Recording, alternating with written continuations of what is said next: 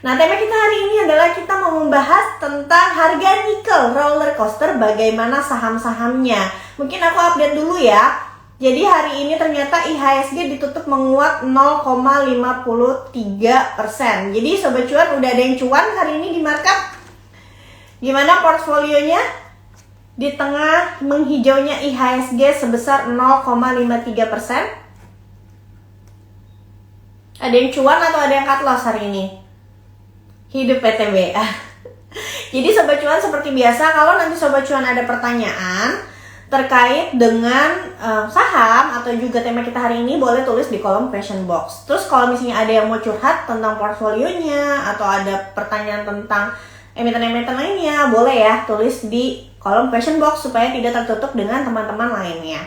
Jadi kita mau bahas nih, nikel itu sempat roller coaster harga acuannya. Jadi kalau yang kita lihat, LME sempat menyentuh ke angka 31.000 pada tanggal 15 November. 31.000 dolar per ton pada tanggal 15 November. Tapi setelah itu mengalami koreksi hingga saat ini harga acuan nikel itu di 25 ribuan.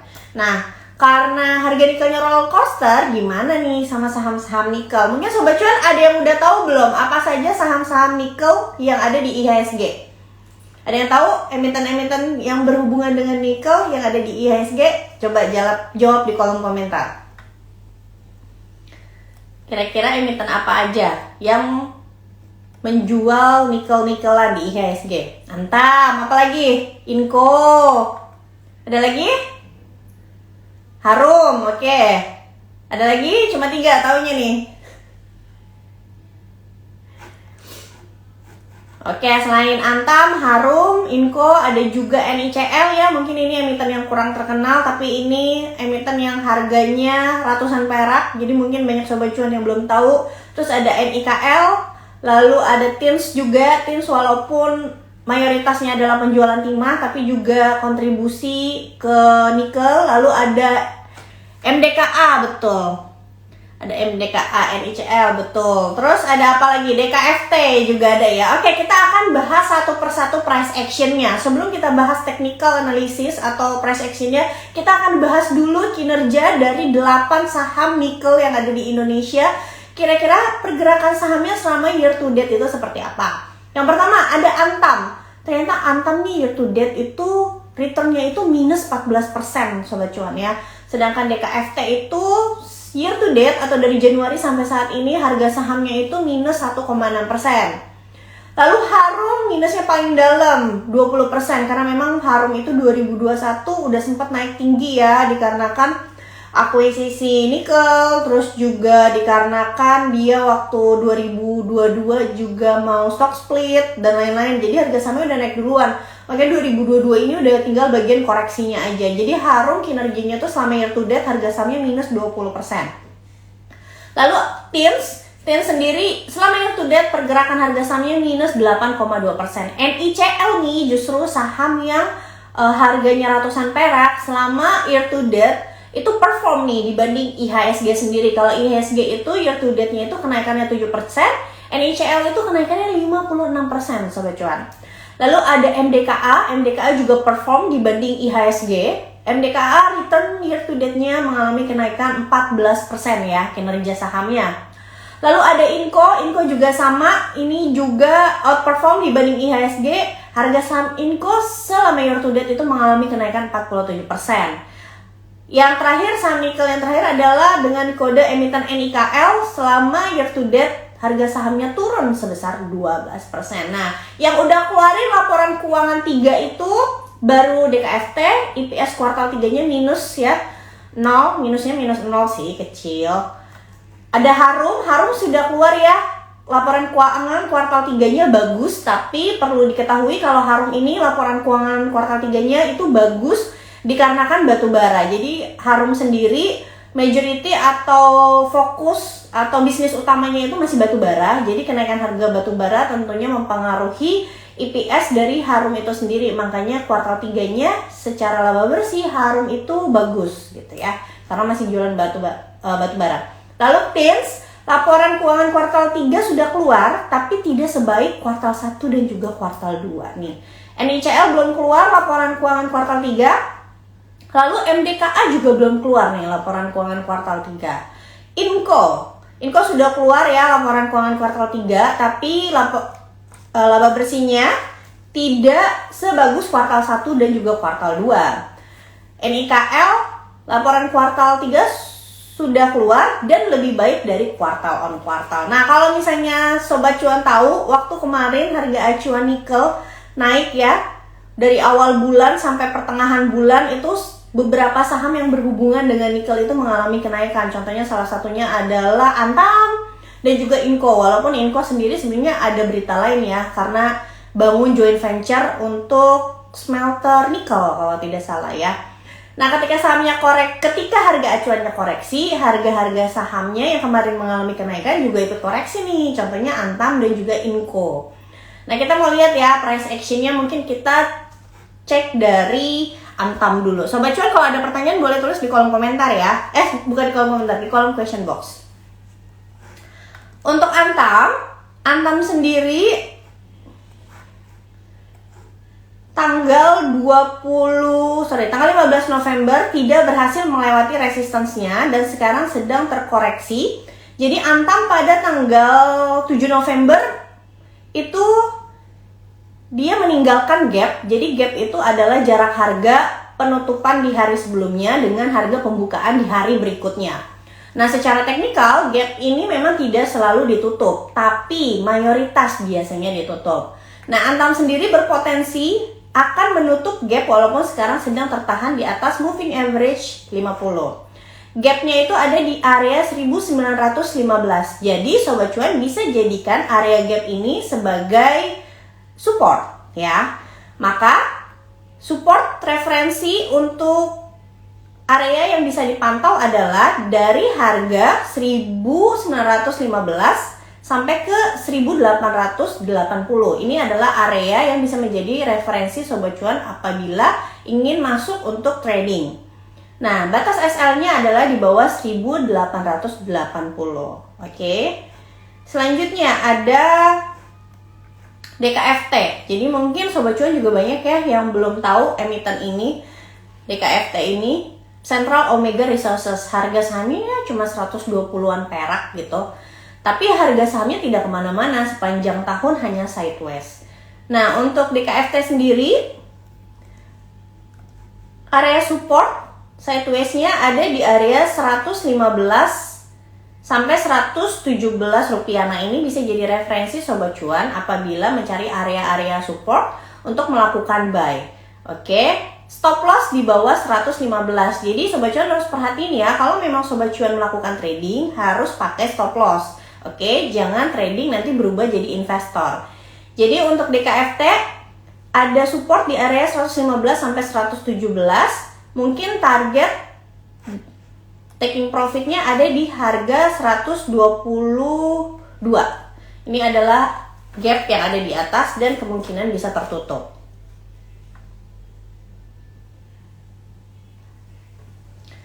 Oke, selanjutnya ada Harum.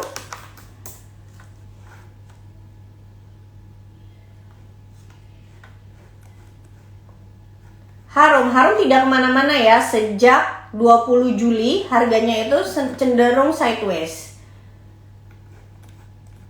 Nah, ini Harum memang pergerakan harga sahamnya agak beda nih sama saham-saham batubara yang lain. Kalau saham-saham batubara yang lain kita tahu ya, beberapa bulan sejak awal tahun itu mengalami kenaikan yang signifikan seperti Adaro, ITMG, terus juga BSSR sebelum bagi dividen ya. Tapi sekarang sudah koreksi karena sudah pada bagi dividen. Itu tidak terjadi sama Harum. Padahal Harum itu core bisnisnya masih jualan batu bara. Nah, ini juga nggak tahu kenapa pergerakannya justru lebih mirip sama pergerakan emiten-emiten yang ada di nikel gitu ya. Untuk Harum sendiri ada batas support di area 1500 sampai 1530. Ini bisa menjadi area buy untuk Sobat Cuan. Referensi ya, referensi, disclaimer on. Nanti batas SL-nya apabila terjebol support di bawah 1500. Oke. Selanjutnya ada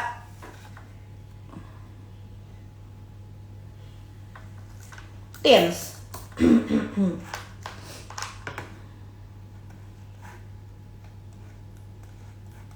Tins ini salah satu perusahaan yang bagi dividen ya Sobat Cuan. Waktu tanggal 7 Juni dia bagi dividen, habis itu mengalami penurunan. Kemungkinan ini dividennya kemarin jumbo ya, makanya harga sahamnya turun sampai gap down berkali-kali. Nah, jangka menengahnya Tins juga masih sideways. Mungkin area-area dari supportnya sendiri ada di area 1270 hingga 1290. Nah, ini area-area yang bisa Sobat Cuan pantau. Batas stop loss di bawah 1270. Targetnya, untuk target kita bisa tentuin menggunakan technical analysis kalau misalnya trading ya, yaitu di area resistance sebuah perusahaan. Untuk TIN sendiri, area resistance-nya berada di area 1470 hingga 1510.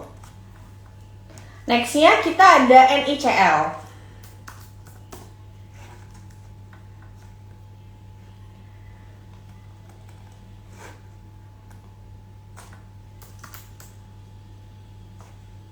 Oke, NICL, wow, ini chartnya uptrend ya sejak 11 Februari. Tapi NICL sendiri sedang berada di area resistance. Jadi resistance adalah atap dari harga saham.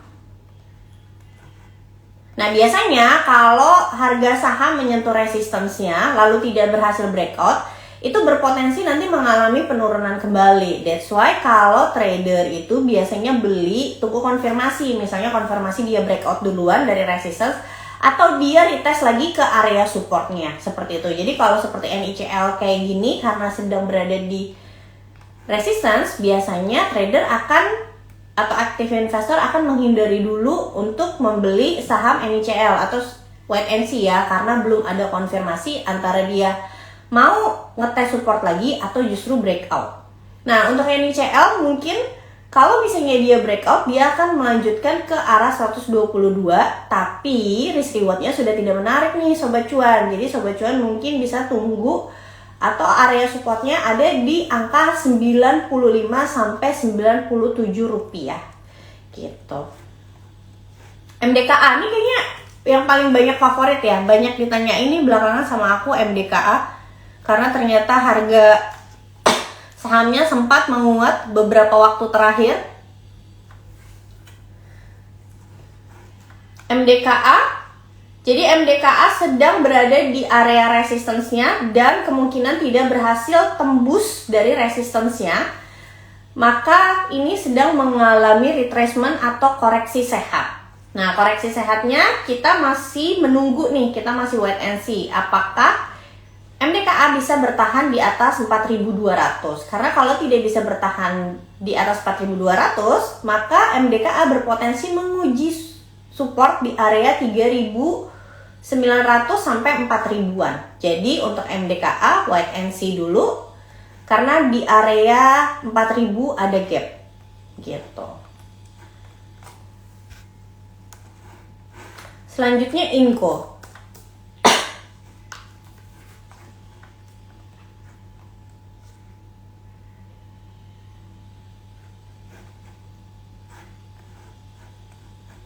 Oke, Inco secara jangka menengah chartnya uptrend ya, tapi sedang koreksi sehat karena tidak berhasil. Gangguan sinyal nih. Sobat Cuan bisa dengar suara saya? Nge-lag ya? Bisa dengar suara saya?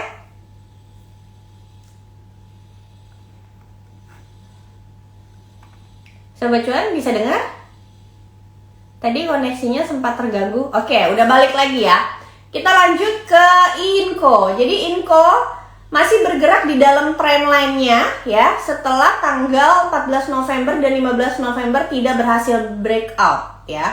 Jadi sedang retracement. Batas supportnya bisa sampai ke, nah sama nih, Inco juga meninggalkan gap ya di area 6.700-an. 6.740 sampai 6.750.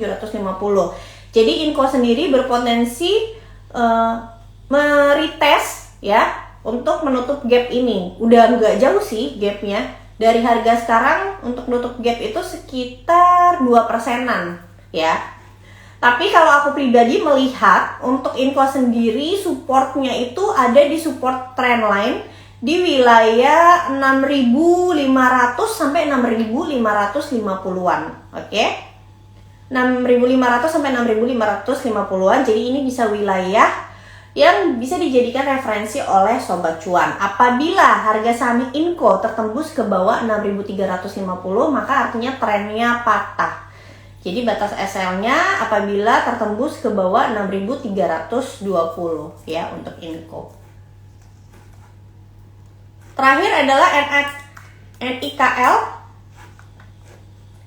PT Platima Nusantara. Nah, PT Platima Nusantara hati-hati ya, sedikit tidak liquid. Sering banget nih ada jarum di sahamnya. Jadi kayaknya kalau saham-saham seperti NIKL ini, Sobat Cuan kayaknya cocoknya memang yang tradingnya aktif. Kalau investasi takutnya nanti dan nggak bisa ditinggal, beli sedikit sore-sore bisa ambruk lagi. Jadi ini resikonya lebih tinggi dibanding kayak beli MDKA, beli Antam, atau beli TINS, atau beli Inco ya untuk NIKL. Dan volatilitasnya juga tinggi, jadi hati-hati kalau beli. Kalau bisa ya pasang stop loss gitu. Dan kalau misalnya Sobat Cuan tipikal investor yang konservatif, lebih baik hindari saham-saham seperti NIKL. Oke. Nah, NIKL ini sempat breakout ya di tanggal 16 November dan sudah confirm membentuk cup and handle secara teknikal. Nah, target dari cup and handle-nya sendiri sebenarnya hari ini sudah tercapai, bahkan lebih. Makanya hari ini harga sahamnya turun lagi. Dan kalau kita lihat secara jangka panjang, NIKL itu memang trennya itu sedang downtrend. Ya, kalau kita tarik garis dari bulan mana nih? Bahkan dari 2021 itu downtrendnya kuat sekali gitu ya. Dan hari ini sebenarnya harga sahamnya itu ngetes ke area resistance-nya dan tidak berhasil untuk breakout. Jadi justru turun lagi dan meninggalkan jarum.